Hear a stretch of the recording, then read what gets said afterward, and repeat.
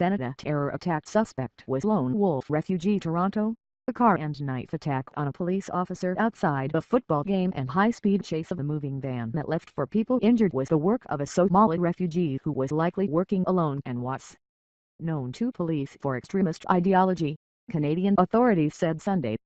Marlin D. Grant, Assistant Commissioner of the Royal Canadian Mounted Police, said officers took a 30-year-old man into custody in the western Canadian city of Edmonton, Alberta. Police declined to identify the man because he had not yet been charged, saying the pending charges included terrorism and 5 counts of attempted murder. A Canadian government official identified the suspect as Abdullahi Hassan Sharif. The official agreed to reveal the name only if not quoted by name because he was not authorized to speak publicly ahead of the police announcement. Edmonton Police Chief Rod Knecht said an Islamic State of Iraq and Syria ISIS flag was found in the car that hit the officer, and Canadian Prime Minister Justin Trudeau called it a terror attack. The suspect was known to both Edmonton Police and the Royal Canadian Mounted Police. D. Grant said he was flagged in 2015 for extremist ideology and police interviewed him at the time, but he said charges were not warranted after an exhaustive investigation. D. Grant said the suspect is a refugee from Somalia who had applied for refugee status. To the best of our knowledge, this was a lone wolf attack, Edmonton Mayor Donna Velzen said.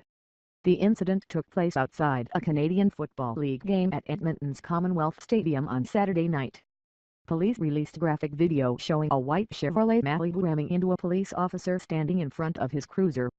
The officer flies into the air and the Malibu then crashes into the police car.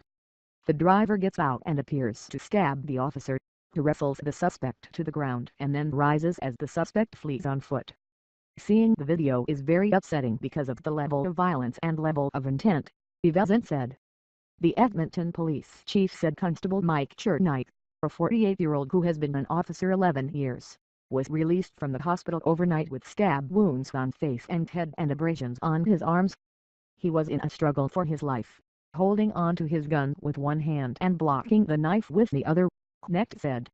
A few hours later, the U-Haul van was stopped at an impaired driving checkpoint north of downtown, on Wayne Gretzky Drive. Knecht said the name of the driver was similar to the name of the registered owner of the car that hit the officer. He said the van then sped off toward downtown with police in pursuit.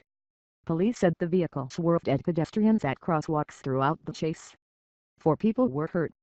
2 had been released from the hospital and 1 was upgraded from critical to stable condition.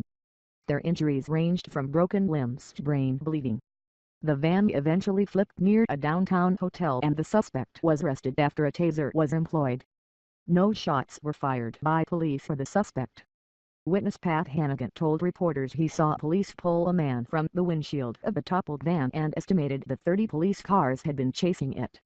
Austin Elgie, manager of the Pint Bar just west of the downtown core, also saw the van zoom by with police giving chase. It peeled into an alley where people were smoking, he said. It was crazy, Elgie said. It just came around the corner, ripping.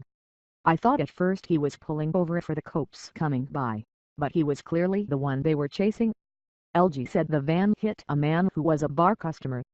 I had a registered nurse on my bar team, and I grabbed her and had her look after the guy until the ambulance came, he said. He was breathing and we got him in the ambulance and he was still breathing. It was Military Appreciation Night at the football game between the Edmonton Eskimos and the Winnipeg Blue Bombers.